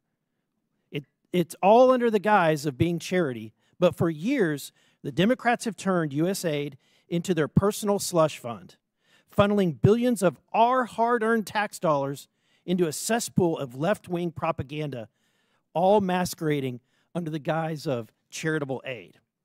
And what did we get for it? Not stronger allies, not safer borders, and hardly a dime's worth for the American interest. No, we got absurdity for it. Taxpayer cash bankrolling climate activism, DEI, that are frequently at odds with the values and the needs of the countries that we're supposedly aiding. This isn't aid. It's a shakedown of our taxpayers, courtesy of the left-wing bureaucracy working with dark money networks that Mr. O'Neill described so eloquently earlier. Now, I have a question for Mr. Roman. As DOGE has recently brought to the forefront, USAID has often used American tax dollars to push leftist ideology abroad. One of these areas is exporting radical renewable energy agenda, which I believe is not only not in the best interest of the U.S., but it's also detrimental to the very countries that the aid is supposed to be helping, subsidized by anti-competitive energy policy. Can you touch on the impact that this policy has? Without being a meteorologist or climatologist or a geologist, I can't necessarily speak about energy, but I can speak more largely about the sponsorship of agendas which are anathema to American interests abroad. Specifically in the report that we published about 3 weeks ago, we were finding that there were special interests who would come to USAID contract officers, they would make recommendations, and it was basically the granting like a political commissar in the Soviet Union would do to his favorite unit, rather than looking at what was actually good for the United States.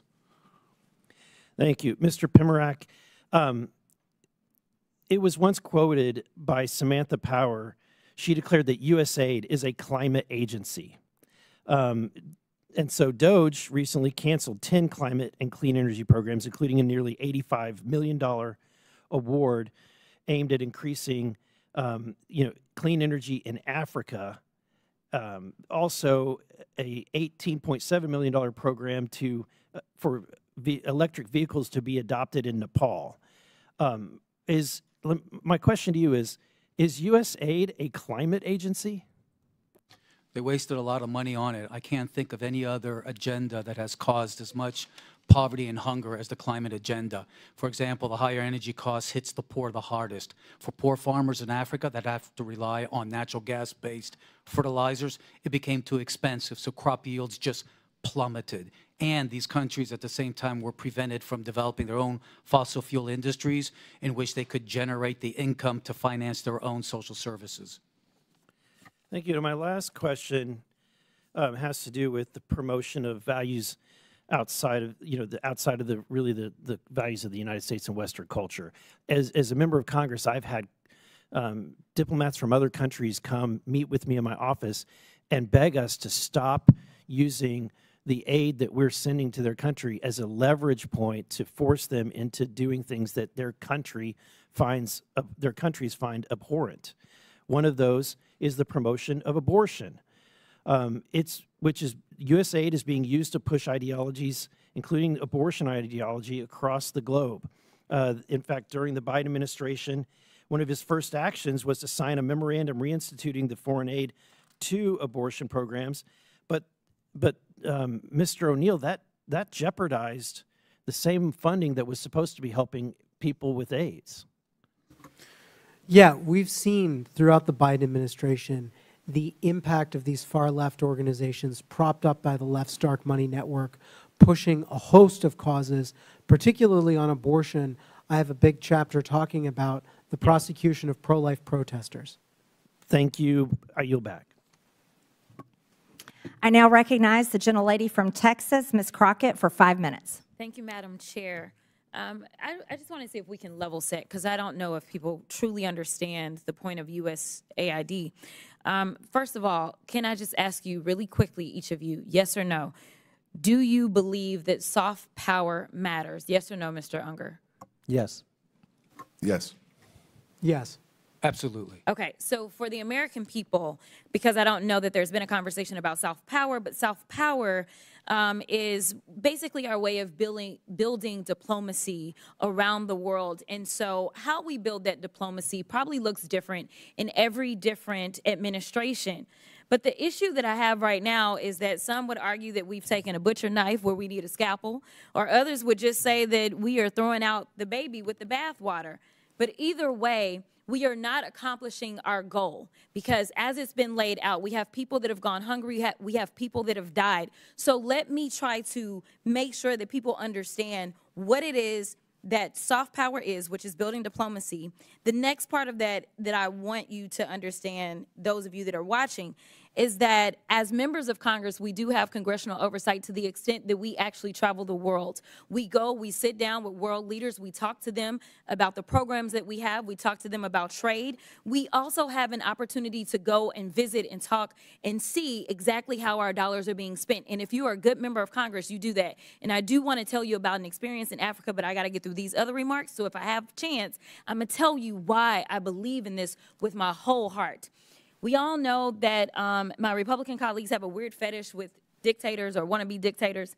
So it should not come as a surprise that they're here attacking global democracy programs. For 6 decades, USAID has been vital in reducing global poverty and hunger, helping to resolve health threats like the Ebola outbreak, which reached Dallas, where I represent, in 2014, and countering regional threats from Russia and China. Not only is pro-Putin President Trump threatening economic warfare against our closest allies and partners, he's blaming Ukraine for Russia's invasion, threatening military force against Greenland, and starting tariff wars with Canada and Mexico. He's also defying a court order to release billions of dollars in U.S. foreign aid. This committee should be providing oversight of the executive branch's illegal impoundment of federal funds. But we're here today so that the chairwoman can peddle new conspiracy theories about U.S. foreign aid. The dismantling of USAID is just another part of the Republicans' chaotic foreign policy and pro-dictator agenda. Republicans are turning their backs on American farmers who provide nearly half of USAID's global food assistance. I'm going to stop here really quickly, because I think what happens is that when the American people hear that we're sending out money, they believe that we're just dropping bags of money places. And that's not what we do. But let me tell you, China does. China does. Because I've sat down and I've talked to people, and one of the reasons that we are behind China is because they have argued that there is no red tape. And China is like gangsters. Like, think about the biggest, baddest guy offering you money when you want it, like a loan shark, right? And then when they come back to get their money, they want your firstborn, your secondborn, and everybody else. That is who China is. But a lot of people that are desperate for money, they go for that, because in America, we're going to say, no, no, no. We're going to take care of our farmers. We're going to make sure that our farmers are the ones that are giving you the food. We're going to make sure that if you want arms, those arms are going to come from us. So I want people to understand we don't just go with black bags and drop off bags of money like that. It's not that simple. But I want to get to a couple of questions because I know I'm running out of time. Mr. Unger, the chairwoman stated that, quote, the federal government has been sending billions after billions of dollars to push left-wing ideology, fund radical extremist groups, and usurp the will of the people abroad and here at home. Is saving 20 million lives through the president's emergency plan for AIDS relief, or PEPFAR, part of some left-wing ideology? Yes or no? 'Cause No, in fact, Okay, I gotta PEPFAR go. was created by Republicans. It was created by Republicans. Thank you for that fact. In fact, it was a Bush, a Texan. What about eradicating polio in nearly every country and cutting malaria deaths in half? No. Okay. So here's the other thing, and I don't know if anybody knows the answer to this question. We have been talking about USAID and trying to pretend like it's the devil, but when we look at the numbers, is it 50% of our budget that goes to USAID, Mr. Unger? Yes or no? The money that goes to AID is less than 1 cent if all of the federal budget is $1. Thank you. It is less than 1% of our budget. So we are focusing on less than 1% instead of the other 99%. I need the American people to wake up and recognize and start asking questions about these other areas, such as The gentlelady's time has expired. I now recognize the gentleman from Georgia, Mr. Jack, for 5 minutes. Chairwoman, Chairwoman, I wanted to ask for unanimous consent to enter an article into the record from this morning. It is an article from the Washington Post this morning titled, "Judge Orders Trump Administration to Pay Millions in USAID Funds That the UN World Food Program is owed more than $820 million in funds," from just this morning. Without objection, so ordered. Mr. Jack? Well, thank you, Madam Chairwoman, and I want to commend you for holding hearings, trying to ensure that the taxpayer dollars is held accountable. Our last hearing, I just want to note for the record, we discussed the $2.7 trillion over the last 20 years that has been distributed through improper payments and wasted, taxpayer dollars wasted over the last 20 years, $2.7 trillion. And one of the things I want to talk about today are some of the general waste, fraud, and abuse we've seen within the USAID program. So if I could start with Mr. Primarak, what was USAID's original mission and mandate, and how has the agency strayed from those initial priorities from your perspective? It was started in the 1960s to combat Soviet imperialism, communist imperialism, and it did a good job. It responded to a lot of natural disasters, did a good job, helped to integrate former Warsaw Pact countries as allies of the United States, did a good job, but during the Clinton administration, but especially afterwards in the Obama administration, and it went full scale under the Biden administration, started pushing a social reengineering agenda. And if I can speak to that for a moment, what would you say are the main deficiencies in USAID's vetting and oversight process that has led to this waste, fraud, and abuse? It's an aid industrial complex that refuses to have accountability and oversight. And Mr. Roman, if I could ask you just to expand upon that. Sure. I'll give you an example of the Together Project in civic space. Islamist organizations which work with designated terror organizations in different Middle Eastern countries and territories came under attack by our organization, the Middle East Forum, back in 2017. They put together a lobby which acted as an umbrella to go to Congress to say, ignore that organization that's exposing public data about money going to radical organizations. They're so-called, quote-unquote, Islamophobic. So by using politically charged language, they try to cover up their associations with terror organizations. Then they went back to USAID, said, look, Congress is going to fund us now because we lobbied for successful bills, and they got more money. And what steps would you say, Mr. Roman, are needed to be taken to ensure grant recipients follow the rules and cooperate with the policies in place? I think there's a gap in vetting and enforcement, allowing funds to move both directly and indirectly to extremist-linked groups. You have to have a pipeline where all the money that's coming out of U.S. government coffers is traceable exactly to which organization and subgrantee it goes to. And then once, if you have $1 touch one individual, that individual or that organization has to report back to be compared against U.S. vetting databases before a check is cut to them. And if I could ask the same question to you, Mr. Primarak, what are some steps we could take to ensure the grant recipients don't evade some of the requirements needed? I think we need to have a consolidated website where every single award and sub-award is on there, where not only members of Congress can look at it, but the American people who fund this can go through it. And that's the kind of transparency and accountability that's going to force folks to be careful what they do. And if I can just ask, we'll go back to Mr. Roman. I really appreciated that example. With what time I have left, could you offer any other examples of mechanisms by which entities evaded transparency requirements, something that we all talk about, and we've all seen the egregious spending across the board that's been illuminated by many members of this committee over the last 2 weeks. But when it comes to evading some of these requirements, I want to speak directly to that and enter that into the record to the extent you could share. There's a bifurcation of the problem. One is the organizations which are abusing U.S. taxpayer dollars, but the second is the bureaucrats who are allowing them to get away with it. Sometimes because they're not looking and being blind to the issue, other times because they're intentionally pursuing an ideological agenda that Congress didn't appropriate or authorize. You have to direct funding to have individuals that are getting money to be able to authorize that money, and the reports on the grants that they make after the funding period is over should also be publicly available rather than just how much money was spent.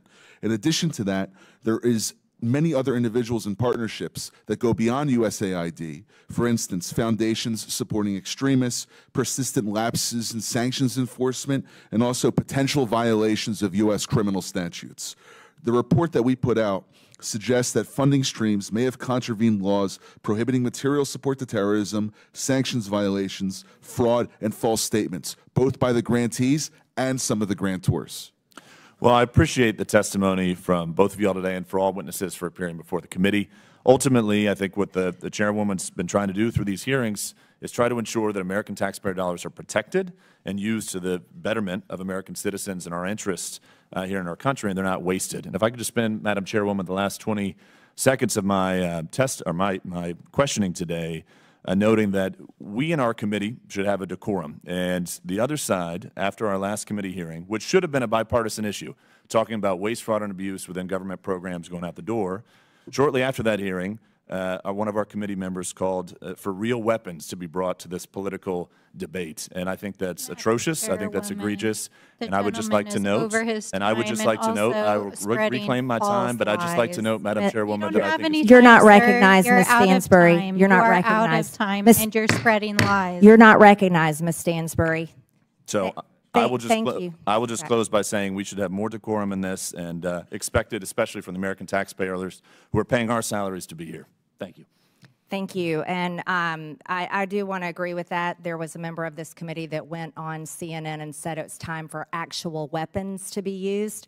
That is documented. It's on video, and we will not tolerate that type of language and calls for violence on this committee. I now recognize the gentleman from Texas, Mr. Gill, for 5 minutes. Thank you, Madam Chairwoman, and thank you so much for holding this hearing today. We've heard throughout this hearing a bit more of the same shrill calumny against President Trump and Elon Musk that we've been hearing for months now. But I am happy that a few of our colleagues did concede that we need more oversight and auditing of our foreign aid. I'd like to remind them that every time Republicans try to do that and audit where government money is going, they try to stonewall us. So I hope that they will get on board with protecting the American taxpayer. I think as it relates to foreign aid, to the extent that we do engage in foreign aid, it of course should advance American strategic geopolitical interests, our commercial interests, and of course should help ameliorate major humanitarian crises. But it ought to be rooted in realism, which is a recognition that we have strategic interests abroad that we ought to advance, and it ought to be rooted in a rational conception of the way the world actually is, and not the way some, leftist secular bureaucrat at USAID believes the world should be. I think that forcing transgenderism and novel sexual fetishes on more traditional cultures does not advance American interests. It alienates the United States on the world stage. We've also seen USAID money going to oppose many of our allies abroad. Madam Chair gave a few examples, and I'll give a few more here. We've seen USAID money funding efforts to influence elections in India against Prime Minister Modi. We've seen our ally Hungarian Prime Minister Viktor Orban accusing USAID of funding left-wing media outlets that are opposing him. We've seen USAID give $12.5 million just last year to the American Near East Refugee Agency, whose staff openly called for violence against Jews. The refugee agency also funded projects of the Unlimited Friends Association, which is a proxy organization for Hamas. This is not advancing our strategic interests abroad, and these are not promoting American values. Mr. Unger, I've got a couple questions for you. You've mentioned USAID as representing American ideas in action. Is that right? Yes. Do you believe that spending over $3 million for being LGBTQ in the Caribbean is a reflection of American ideas in action? I believe that the programs that are focused on global health just and yes or food no is security, fine. Yes or no will the suffice. programs that in global health and food security and economic growth are absolutely I'm not. in the interest I'm of talking about being LGBTQ in the Caribbean. Is that a reflection of American values? Yes or no? I believe the programs that you're referring to are a reflection of I'll human take rights. that as a yes. What about spending $70,000 for the production of a DEI musical in Ireland? Is that a reflection of American ideas in action? Yes or no? Yes. Yes. Okay, great.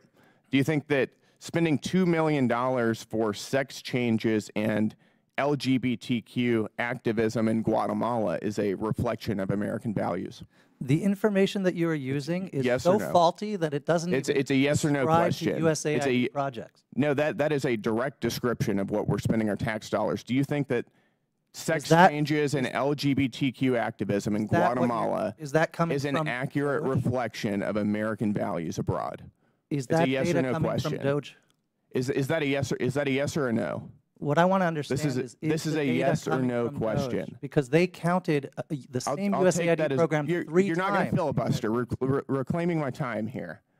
We'll go to another one. How about $1.5 million to promote job opportunities for LGBTQ individuals in Serbia?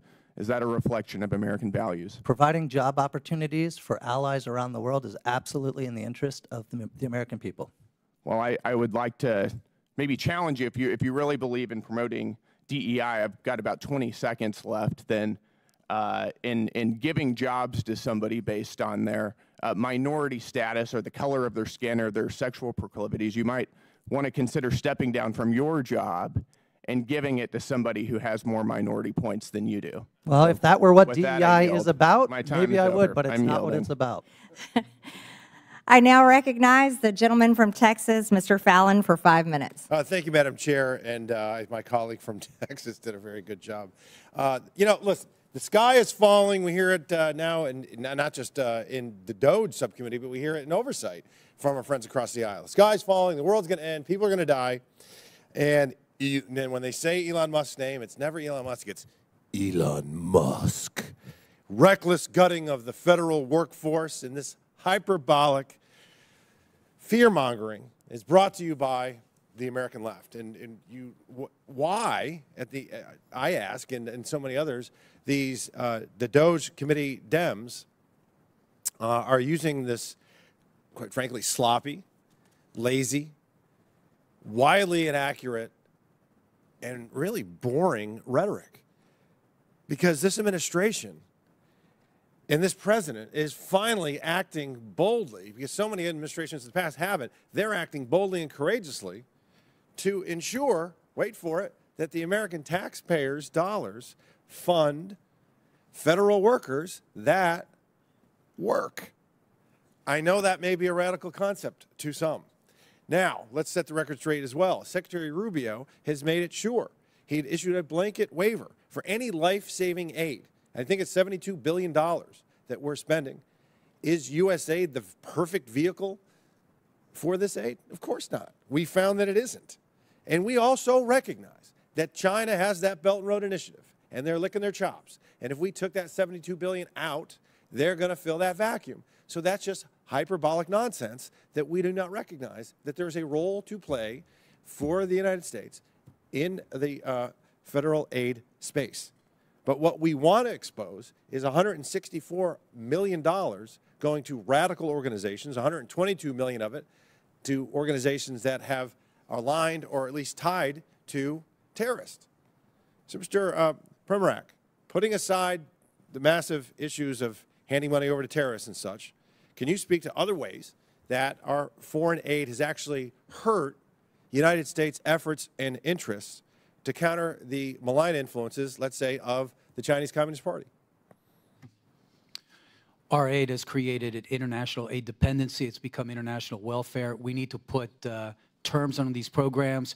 The whole point of this is to help strengthen countries economically, politically, and become strong allies. We don't do that when we celebrate 30, 40, 50 years in a place. That means we are failing.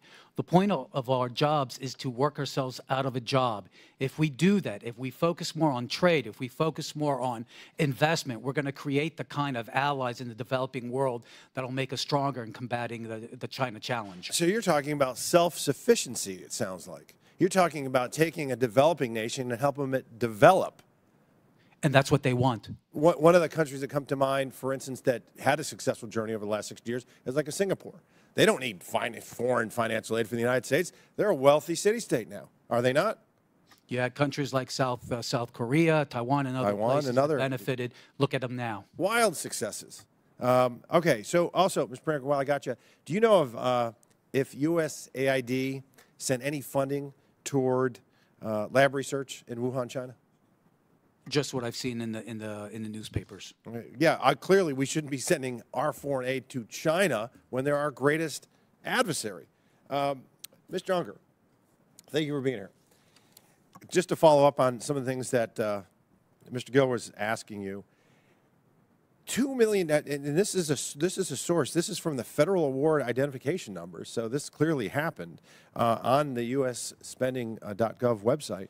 $2 million to, quote, activity to strengthen trans-led organizations to deliver transgender surgeries. Do you think that's a good use of taxpayer money? I defer to Congress, sir. If Congress appropriated the money and was notified about the program, then I believe it's in the interest of the American people. Do you think it's a good use of taxpayer money? I believe it's a good use of taxpayer money for Congress to appropriate funds. That is very telling. Thank you. I yield back to the chair. Thank you. Thank you. In closing, I want to thank our witnesses once again for their testimony today. And Chairman Comer was going to be here but got tied up. I now yield to the ranking member Stansbury for closing remarks. All right. Well, thank you, Madam Chairwoman. It's always a wild adventure here in the Oversight Committee. And as the language was just used, wild and sloppy is not what's happening in this committee, but what Elon Musk and Donald Trump are doing to our foreign affairs and foreign aid. And in fact, if my friends across the aisle would like to understand the real-world impacts of the tens of thousands of Americans who've been laid off and the people who are suffering around the world, go home and talk to your own constituents, because we know they're coming to your town halls, and we know that behind closed doors, you are calling the president and you are calling secretaries and telling them that your constituents are upset and that you don't support what they're doing. So I do not appreciate you all sitting here pretending like this is not what you support, okay? So let's talk a little bit about the gutting of foreign aid and global realignment that's happening under Trump. They're dismantling this agency. They're withholding funds. They're firing tens of thousands of U.S. aid staff. They're hacking federal data systems. They're stranding aid workers across the world. International food aid is rotting in ports. American farmers have lost millions of dollars in income. And a global realignment with our foreign adversaries, including Vladimir Putin, is happening at a scale unlike anything we have seen in American history. And the administration knows that these activities are illegal. They know that they've overstepped their constitutional authority. They know they're violating statutory law. They know they're violating appropriations law. They know that they're violating federal employment laws. And they know that they are reversing American foreign policy in a way that we have never seen before. And Donald Trump and his allies are trying to redefine the Constitution by tweet. They're threatening federal judges, intimidating federal employees, and yes, even members of Congress using the Department of Justice. And why? We don't know, because not a single person from the administration has come here to testify in this committee or in it is making America less safe. And in the meantime, Elon Musk is actually awarding himself additional federal contracts. In fact, yesterday it was reported that he gave himself the FAA contract for communications. I mean, you guys, this is like graft, waste, fraud, abuse, all of the things. It's happening in front of your eyes, literally, and they are breaking the law while they cozy up to our foreign adversaries. And I know that Donald Trump thinks that he's a king because his social media, of course, he keeps repeating this. But let me say this to you, Mr. Trump. 250 years ago, the people of this great nation rejected a reckless, abusive king, and we won't go back.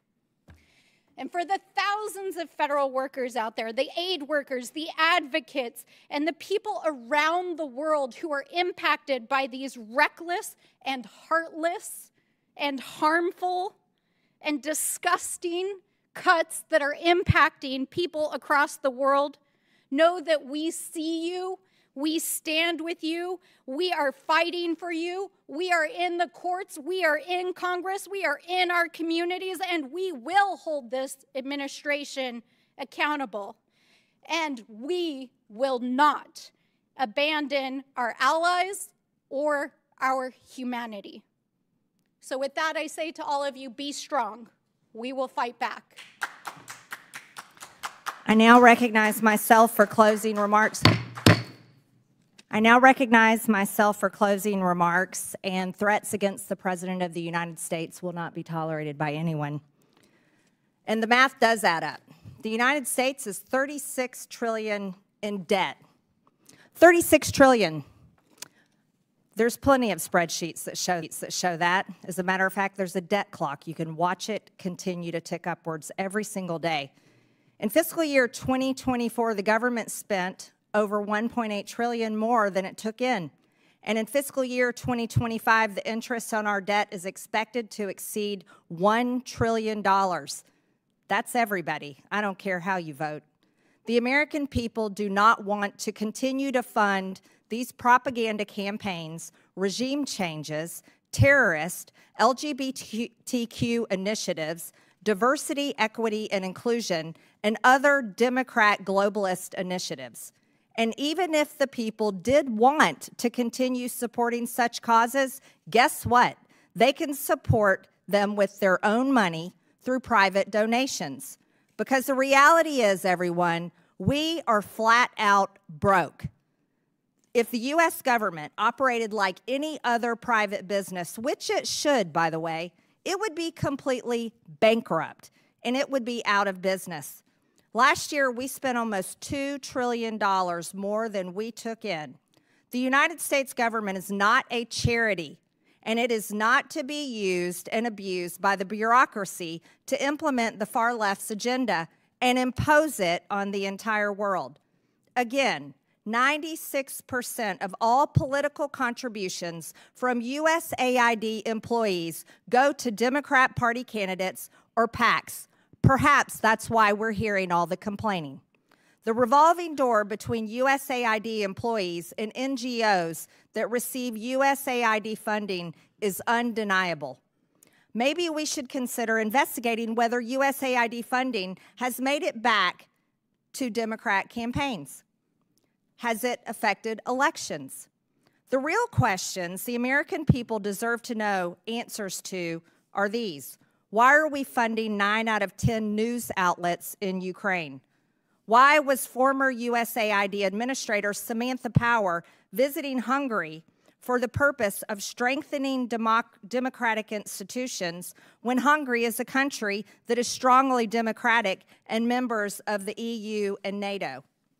Why was USAID co-funding joint programs with George Soros' Open Society to promote radical social agendas throughout the developing world?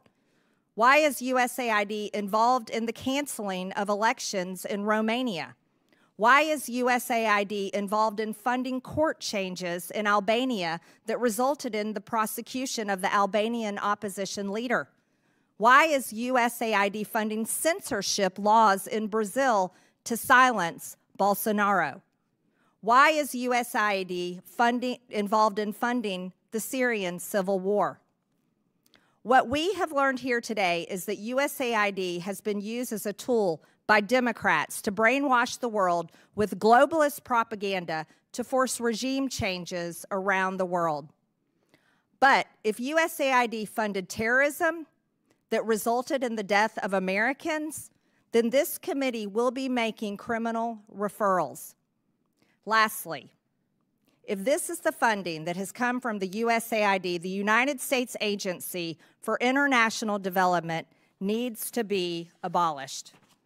With that and without objection, all members have 5 legislative days within which to submit materials and additional written questions for the witnesses, which will be forwarded to the witnesses. If there is no further business without objection, the subcommittee stands adjourned.